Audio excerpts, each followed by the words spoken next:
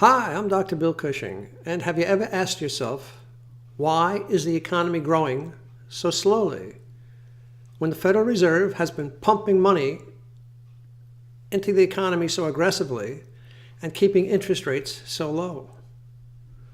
You would think that this would energize the economy and get things humming along, but this has not happened.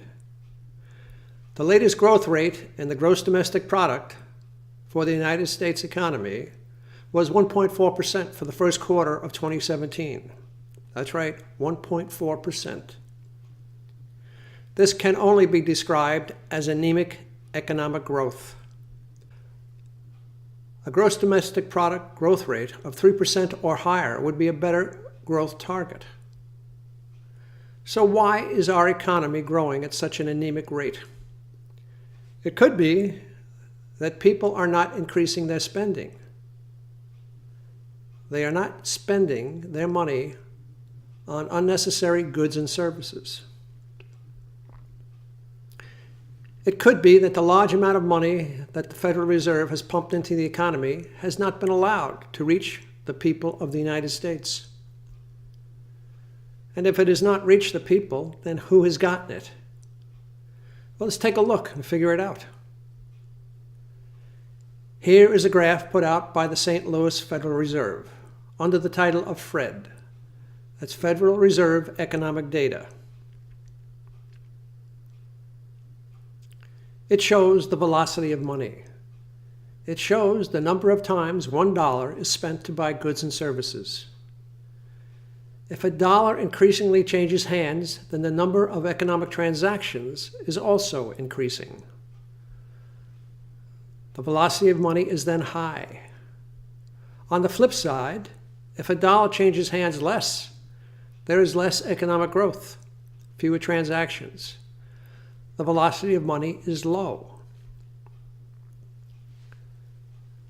Look at the recent trend from 2009 to the present.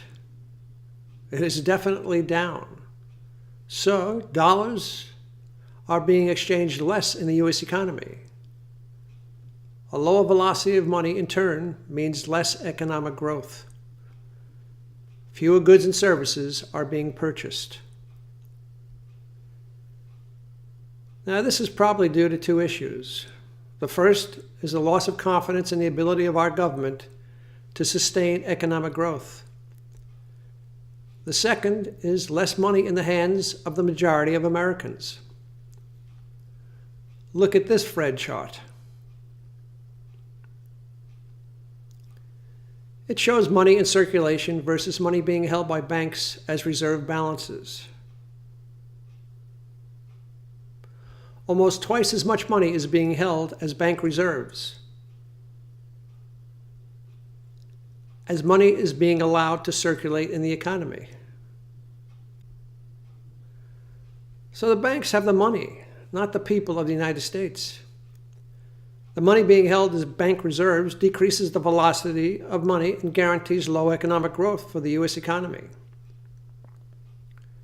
The bankers are doing fine. The people are not. And all this with the support of the U.S. Federal Reserve System and the U.S. government. The Federal Reserve is actually paying banks interest for keeping their reserves at the Federal Reserve banks. The bankers can't lose. So the Fed is rewarding the banks for keeping the money and not spreading it out to the American people as loans. Let's look at the United States people's confidence in the government. The Pew Research Center has produced a nice graph that clearly shows a catastrophic loss of trust in government. Take a look. The trend is definitely down. In 1958, when the graph starts, I was a young fellow in high school, and people tended to trust the government. Today, many years later, people show a significant distrust in the government. I can't blame them for that. Clearly, when people distrust government, they will try to strengthen and protect their personal environments and significantly reduce their spending on unnecessary goods and services. This further decreases the velocity of money and economic growth. Now, the elite of the Federal Reserve, the elite of the banking systems, and the elite of politics are not affected by this and are probably totally unaware of it, or they just ignore it. They live in their own bubbles. If they were acutely aware of this, we might not be in this situation. They would at least act to improve things in order to ensure their positions. So, can we fix this? I don't think we can fix it now. Just lessen the damage the Federal Reserve and politicians have created. With a dysfunctional government, feuding political parties, over $20 trillion of national debt, there is little that can be done to avert a significant correction to our economy and dollar. So buckle up for a rough ride. It's coming. It is just a matter of time before things get tougher. Well, I hope this helps. Have a good day.